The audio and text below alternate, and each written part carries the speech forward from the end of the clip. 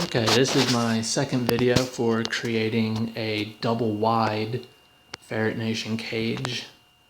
I created the first one several years ago that ended up being over an hour, which is a tad long to watch, so I'm hoping this one will be a little bit quicker. But the first video I was documenting as I went through and as I figured things out and how to do and what I wanted to do. This time I already know what I'm doing going in since it's been a few years. Reason I'm creating this double wide is for that guy in there, Dandy. He's got some spinal issues, some pretty bad ones, which affect his back right leg especially. He cannot put any pressure on it, so he cannot hop the way a normal chinchilla would. So, your up and down, your vertical room is kind of useless for him because he can't really move, or he can't really hop up and down, and moving is hard. Ledges are hard for him. So after testing several cages, I came up with the best option of doing the double wide to give him some area to move around in, which has seemed to help him a bit, as much as you really can with spinal damage, at least. So I want to go over a few things before we really get started here. And the first one may not have crossed your mind right away, but can be pretty important long term. And that is the screws that go in to connect your Ferret Nation 142 cage. Note that this method will not work with 182s. They are assembled quite differently, and I have not attempted to make a double wide of them yet. This is for the 142. But you can see down here, these are screws that originally came with the cage. As you can see, they are absolutely filthy and rusty. Several of them were stripped trying to get them out. And some of them flat out snapped in half, which, needless to say, is very problematic. You will have to remove a section here of the wall so you can create an open space between the two. And the original screws that were in here were so rusted, so, filthy in there that they would not give, to the point where they flat out snapped in half before giving. And you can see some of my extra ends of the cages where I took them out. You can see up there, like that one just snapped in half right there. And I haven't been able to get that out yet. But it causes problems. If you ever need to disassemble your cage or make some alterations, it could prove to be a big problem. So I would suggest highly replacing them with some better screws. These were the ones that I got. The camera will focus. It's a stainless steel 18 by 8. These are metric machine screws, Phillips head pan, 6mm by 1mm by 25mm. And that's these here. They're, the same length, but they also have a thicker head, which can help later on, help try and reduce stripping if you need to take them out and whatnot. Zinc-plated screws will work. I mentioned in the last video that they could be problematic for chins, which turns out is slightly incorrect. The zinc-plated are fine, however, they still will rust over time. I had one or two in there for about 3 years when I took it out, and it was starting to rust. Whereas these ones here, I just took out today, and they've been in there about 3 years, and you can see, like, they're all still very clean, very good. Heads are still intact. Don't forget to pair them up with your washer. But yeah, having screws that you can actually use and put in and take out when needed is very helpful, because the one over there that snapped in half was not the only one. You probably noticed a lot of these wooden dowels throughout. Some of them had to be put in from removing the end piece, which I'll talk about, but I had several, like down there when I went to replace them, that snapped in half, and I, end up with a bunch of pieces that I can't use until I find a way to get the screws out, which flat out sucks. All because of a cheap screw too. It's not even like, it's a $50 product. Like, it's just a handful of quality screws. So, be sure to do that. It'll just save you trouble later on. Quite a lot of it, actually. Now, when you're doing these, you need to keep these cages quite level with each other. Various things, you might have to shift cages up or down. That can cause where they connect to become disaligned, which I'll show in a little bit. So we want to try and keep them very level, especially since I have to take out those wheels, which I'll also show. When you put these two cages directly side by side, the very ends of these wheels stick out just a hair past the framework. So when that sticking out is butting up against this wheel,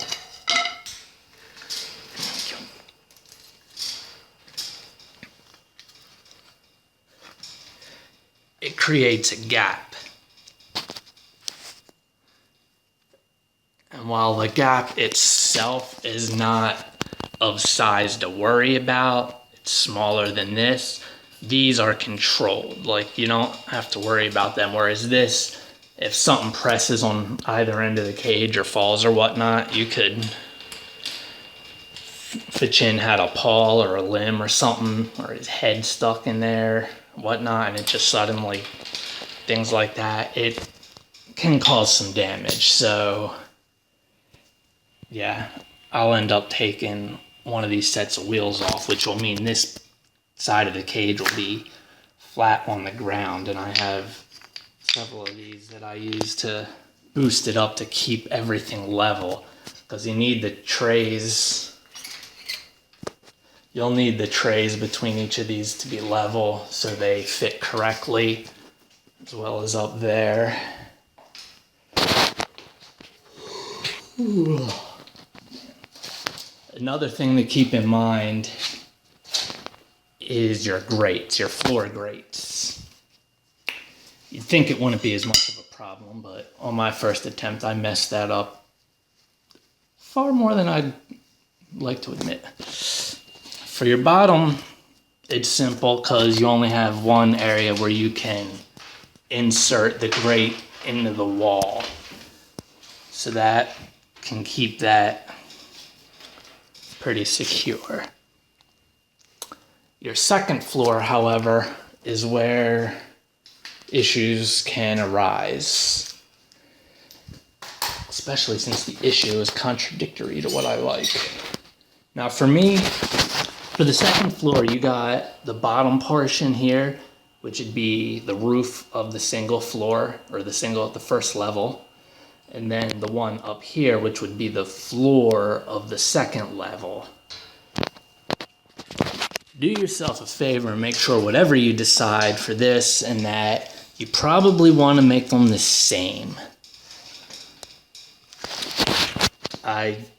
And do that before trying to put all this stuff together, because if you have to go back and take everything apart just to move a grate, it's a pain in the ass. I had to do that several times the first try.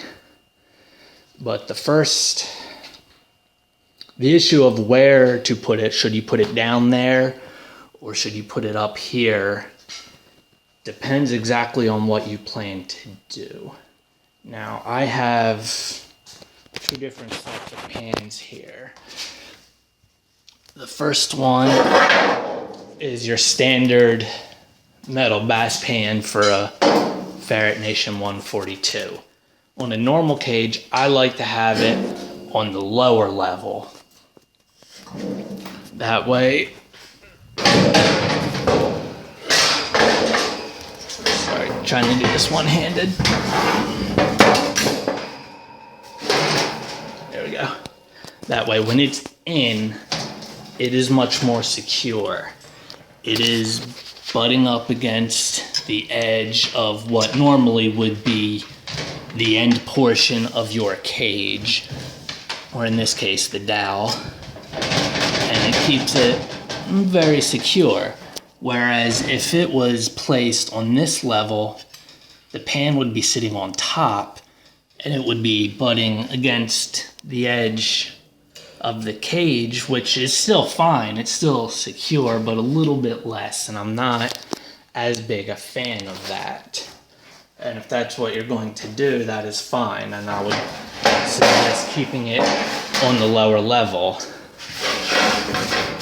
However, your second option are these pans that I had made from Bass, whereas they're the same except they're a little bit longer and there's no end here.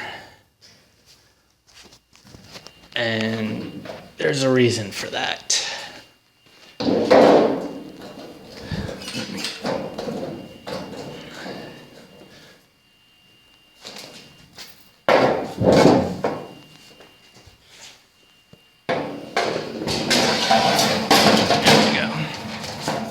Now this first pan is on the first floor. As you see, the normal pan stopped right at the dowel. The dowel held it into place. This pan is designed, there we go, to extend to the edge of that dowel, that support.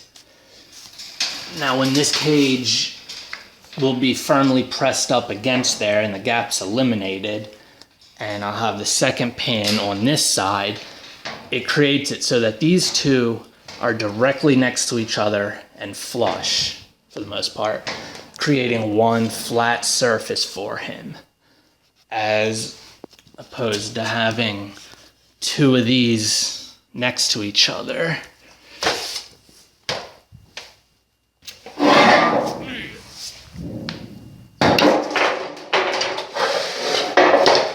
You would have, that wall there. It also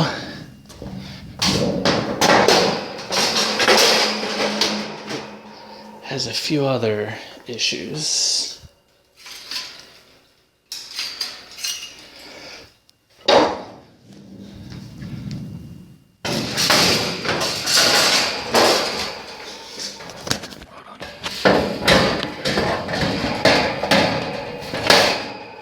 There we go. Now these are the normal sized bass pans pressed up against the edge the way they normally would be. For a double wide, even once this little space is eliminated when the cages are connected, you still have this space here that would be a gap between, there we go, you'd still have that space there. It would be a gap between your pans, which may not be an issue for most people, most chinchillas, but since I have one with issues, that's something to take note of. At the same time, if you put the grates on the second level, the upper portion, and these pans are higher, and you can push them together like that, you're no gap here, but you're still left with this double wall in the middle, and your gap will be increased on the ends, which, I mean, you do what you have to, but it is annoying nonetheless. You can take, I don't have them right now, but you can take proper size dowels.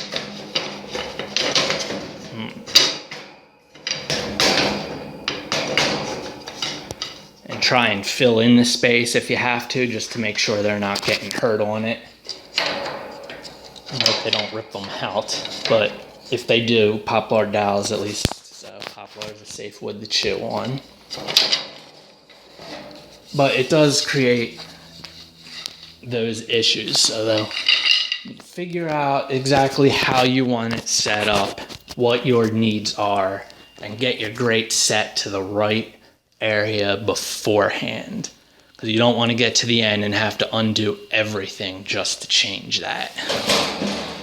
For my purposes, I'm keeping them on the lower portion because I have those pans to create the double wide down below for dandy, and I'm just using the upper portion for storage.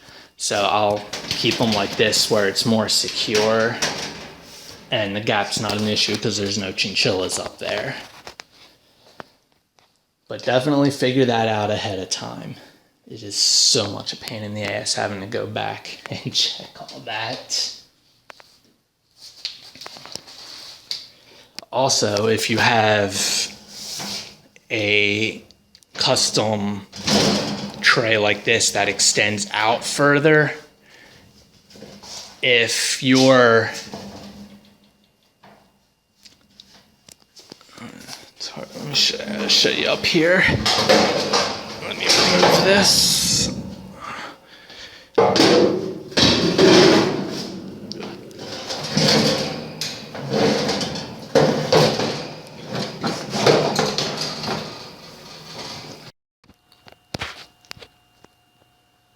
Okay, camera shut off while I was trying to move a pan for one last demonstration that I wanted to point out. If you have or decide to get a custom tray like this one that's extended further and doesn't have the wall, then you will want your grate probably on the upper level. As you can see here, the grate is on the lower level, so the tray will rest flat on the grate on that side. On this side, however, with your support there, the end of that rests on top of that. So instead of having a flush, tray, it's now tilted a bit. Now you can just remove that top support, but I'm not a fan of removing things that support the cage and keep it, standing upright.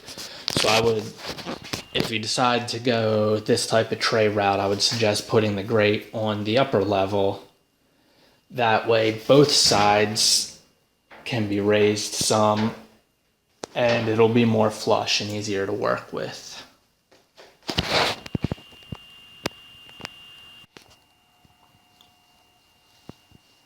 Okay, on to actually starting to put this thing together.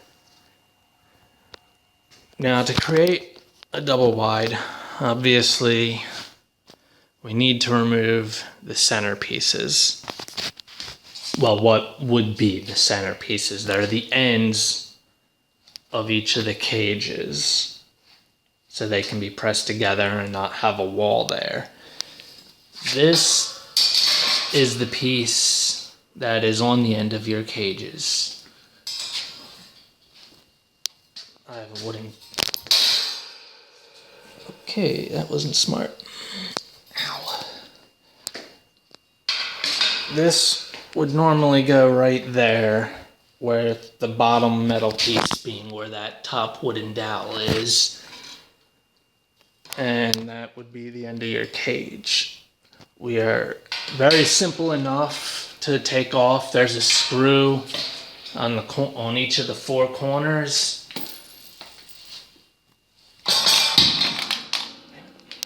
There's a screw on each of the four corners there, and there. Unscrew them, assuming they aren't rusted shut, and it should just slide right out. And you'll do that for the top piece and the bottom piece, as well as the bottom and the top for your second cage. Making sure they meet in the middle. You don't want to take the left side and the left side. They need to be, in this case, the right side and the left sides, so they meet. That does leave you, however, with a rather unsturdy cage, because that it screws in each of those sides, which holds them together, as well as keeps your grates in place. Now, I've already reattached some of these, which I'll mention in a second, but without them, these already in place, all of this would just fall apart pretty quickly. It would not be very secure. So, after no luck in being able to make or acquire metal supports to those for there, and since Midwest, the manufacturer of these cages, doesn't make the 142 anymore, they won't make or sell those supports. And just in case you're thinking about trying to grab a piece from the 182, I'll mention they screwed you over on that too. The 142, the model we're working on, this base piece, this long piece is one, as well as the one on the back side, and it's connected with the short side dowel, usually metal. The 182, they did the exact opposite. They made this one piece on both sides and created a 3-foot single piece that would attach. So you can't even do that.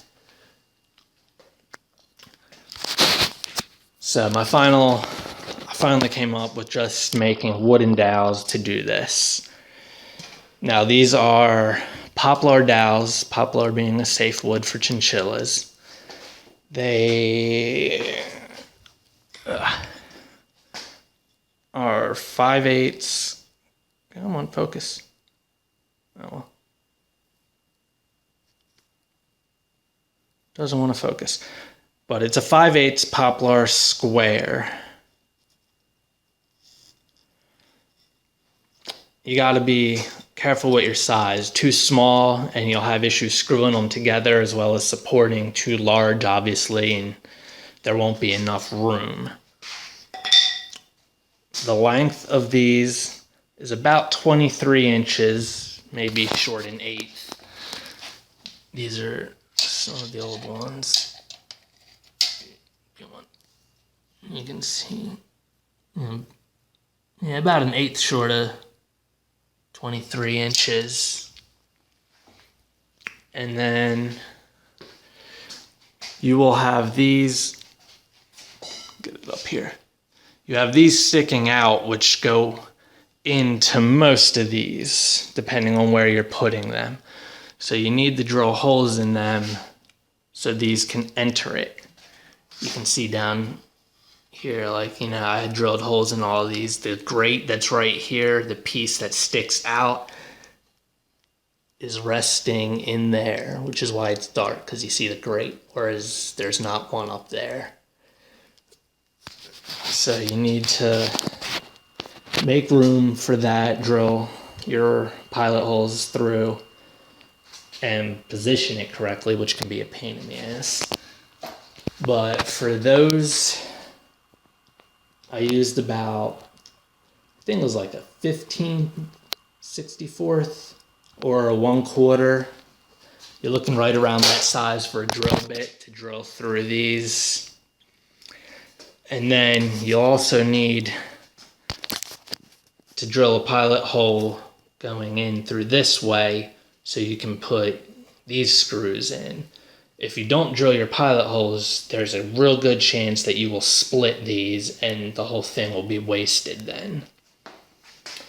Now in the first video, I used these same machine screws that I recommended changing everything to for the wood as well, for the simple reason that I already had them. They were there, I didn't have to do anything except put them in. But real basic, machine threads really don't go into wood and hold very well. And while I managed for, the last 3 years, it was pretty flimsy. I mean, it was a lot more secure than nothing by far, but there was more flimsiness, more give than I would have liked. Fortunately, I wasn't moving the cage much, so I didn't have to deal with that. If you will be moving the cage and you use those machine screws, you're going to have problems with them stripping right out.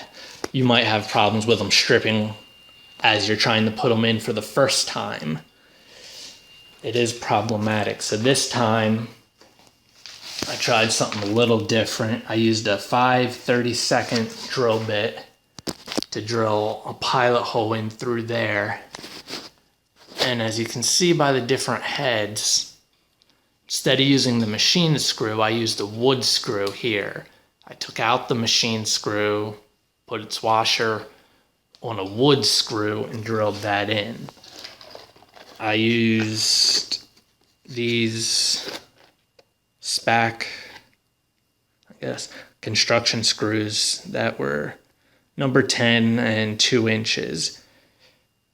I was thinking 1.5, but I went with 2 because I already had them. I would have had to buy 1.5, so I just used these. And it seems to have worked. I did most of these before starting this video, and I can tell you right now, it is infinitely more secure than using the machine screws. Like, I could tell that as I was even drilling it in. It wasn't even completed yet, and it was already doing better. I mean, you would take these, line your 2 holes up with those. They would go in and it would fit, and then align your holes and you drill in slowly, otherwise you'll split it. But usually that's how you go in for them. Now, I counted several times to make sure I got enough to redo all these. Came up with 9 every time, and somehow still managed to screw it up because it's actually 11, and I'm short 2 of them. So I am going to attempt to reuse one of these old ones. And the reason I say attempt is while the length is still good, it's still sturdy, the holes are still good, I have, the pilot holes there from where the machine screws were. The machine screw is much thicker than the wood screw, so this wouldn't have anything as much to hold into width-wise. However, it is infinitely longer than where that went into, so it should still have a decent bit to grab onto where I can make do for a while and keep, the cage sturdiness together, because the last thing you want is these cages falling apart on you, especially if you already have a chin or another animal inside of it. So normally you don't want to slack off on keeping things sturdy. So definitely take note between the machine screws versus your wood screws.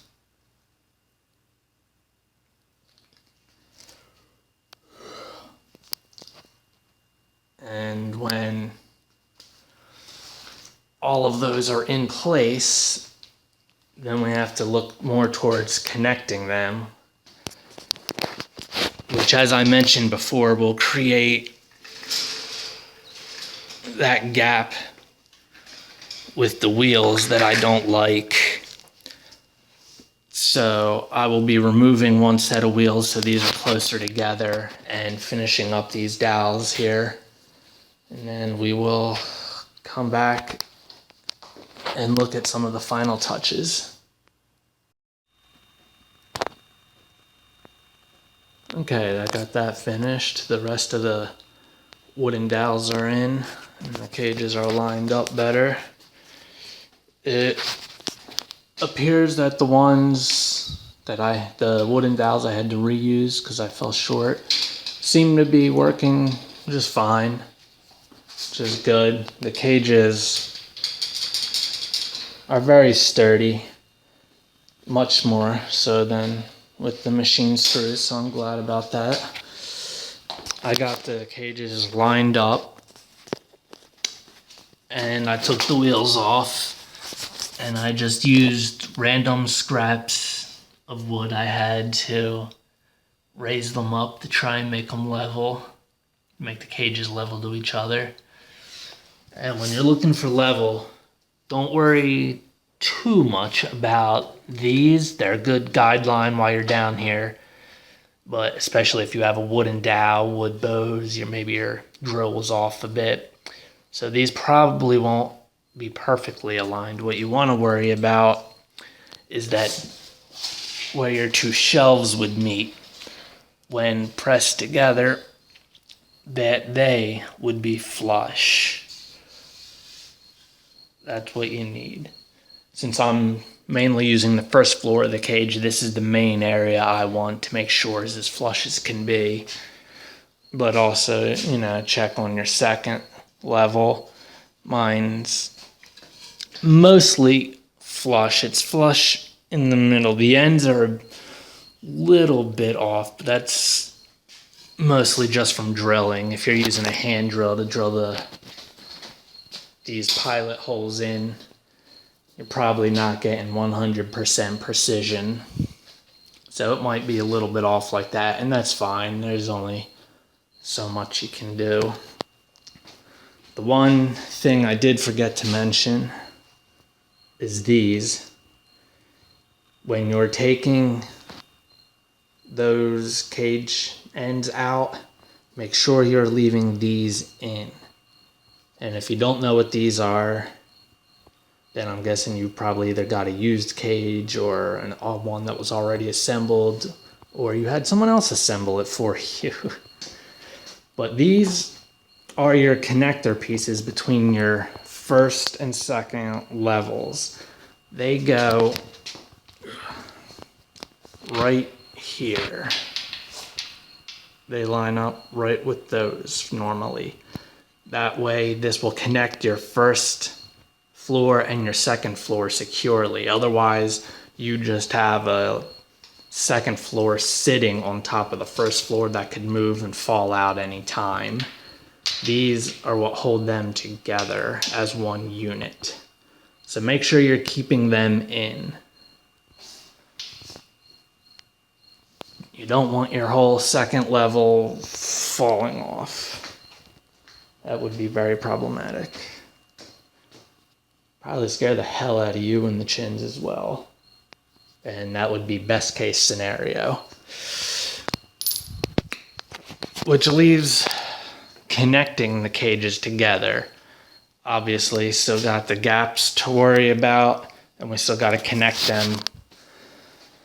Otherwise, it's just two loose cages sitting next to each other.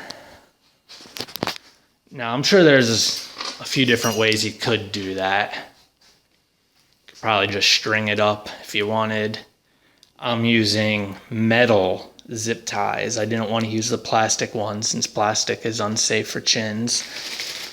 on the off chance they do gain access to them, I don't want them to be an issue, and it never will be an issue if I use metal. So initially I got 6-inch metal zip ties, which, if I recall, took a long time to arrive. And then I realized that trying to place this over and around like that, connecting at the bottom and pulling these together, that the 6-inch was just a bit too short. The end almost met that. It was a hair short, so you couldn't get any grip. I also noticed, this might just be a manufacturing thing, but at the time I got these, I noticed that the 6-inch ones had a bit of a sharp edge to it.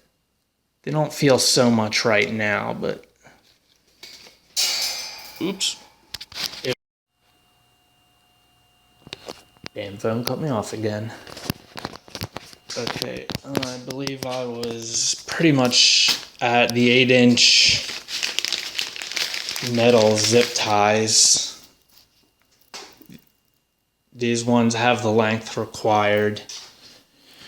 You will, I already have one up there. You'll take these and put them through the top. They'll connect down, and you zip tie them as hard as you can to keep these close together. Now when you're doing that, you take your edge and put it between the metal. Do not put it between the metal and the wood. If you put it between the wood, then all the pressure of this, when it's zip tied, is going to be pulling against just the wood. And you don't want that. You want it going against the metal. So you'd put them through on the metals, down and connect. And you can do like 4 across the top, and I'll probably do 4 across the bottom as well. Since I'll have the metal trays down here, it will cover them and it won't be accessible. I likely will not.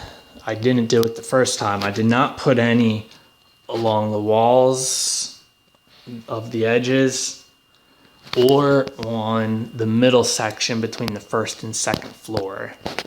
And the reason is because they would be accessible to the chinchillas.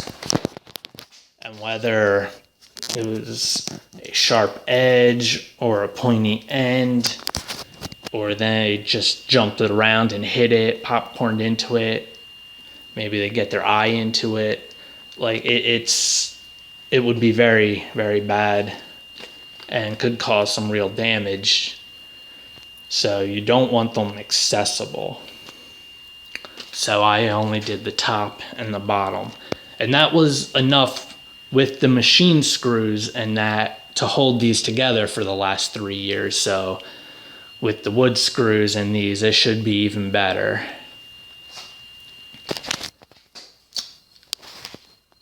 I don't know if they have like a metal thread type. I imagine they do, but I wouldn't know where or how much it would be. But to get like a metal thread and do the exact same thing, but like just tie it off and cut it as opposed to a zip tie, I think that might work better, but I don't have it and I'm not going to be getting it anytime soon, so I'm going to use what I have and continue with these zip ties. And once these stop falling and allow me to demonstrate.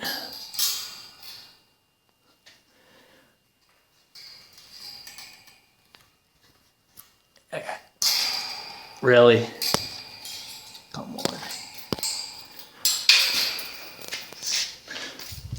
Yeah, sure. Take what would be 10 seconds and turn it into a 20-minute freaking problem.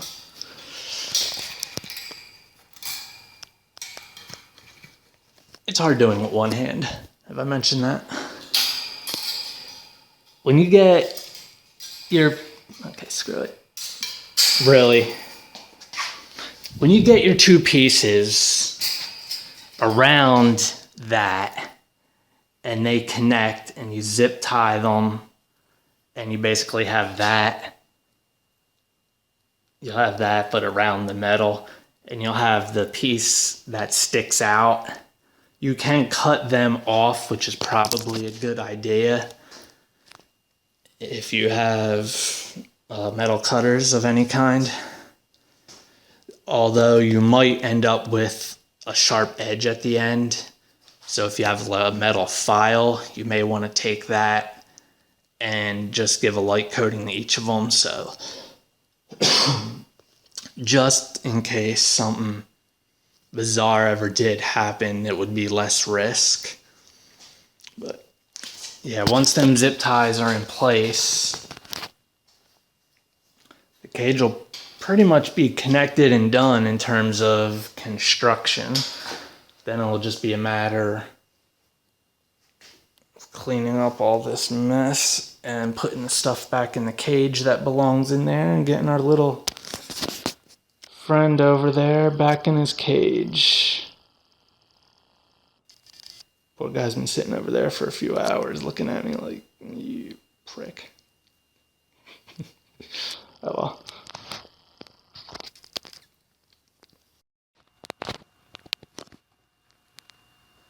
Okay, construction-wise, it looks like I am done with the Ferret Nation 142 double wide.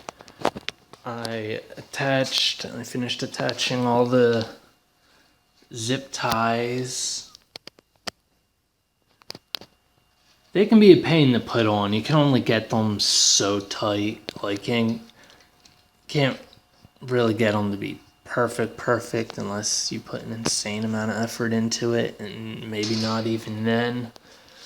But as you can see, they're all connected. The gap between the two cages, which is this one, it's pretty much the same as between the doors. There's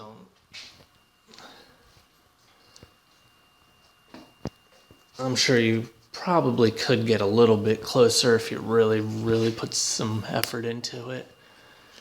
That's also why I was thinking about like a metal thread. You could tie that tighter and easier than a thicker zip tie. But these work. The ones on top I haven't cut off yet. But the ones that'll actually be in the cage for my chin was cut down at the bottom right there along all of them and filed down a little bit. So those pretty much hold all of this together, and as you can see, it holds up. It's pretty sturdy. You got double wide on both levels. If you wanted, if you used a cutout grate for the second floor, you could really make this a double tall, double wide. But since my chin has those issues, that ain't a concern to me. But you can use it how you like. So there you pretty much have it. I mean, that's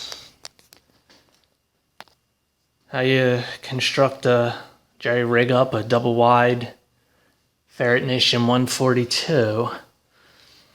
Hopefully my years of trial and error with this will help make it a tad bit easier for someone else. It's really not that difficult if you plan ahead appropriately and go through with them and don't make mistakes like I did my first time through.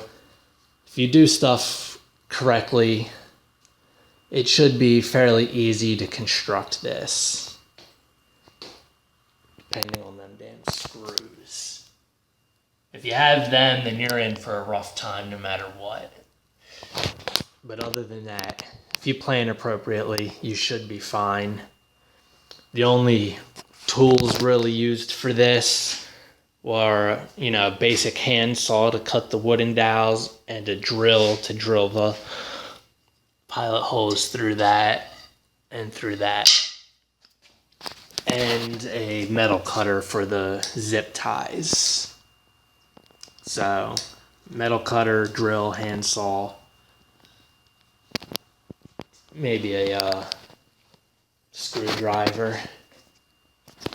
But it's very, very basic to do, very basic tools needed. So you don't have to get too crazy with it.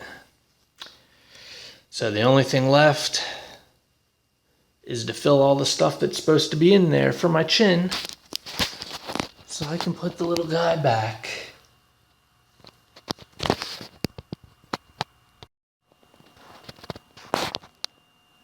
One quick note that I forgot to mention, if you're using metal trays, even if you're not, but especially if you're using any form of metal trays on the 142, the metal tray on the metal grate can get very, very loud. So do yourself a favor, get you a sheet of anti-pill fleece and just lay it down as a barrier, and then take your tray and put it on top of this. That will help reduce the sound, the loud noise from that. If you have it, you can double up 2 layers, 3 layers, whatever you want, but you should at least put 1 layer down. It'll help greatly to reduce the amount of racket they can sometimes make. And that applies to all Ferret Nation cages or metal grates on metal trays, not just a double wide.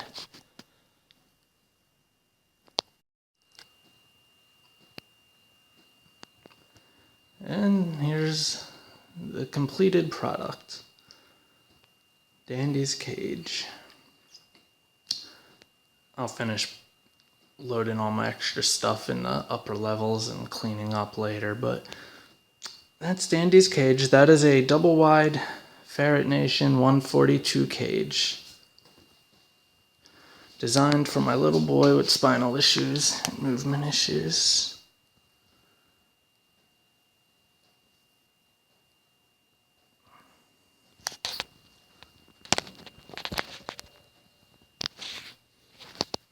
Hey, boy. There you go. There you go.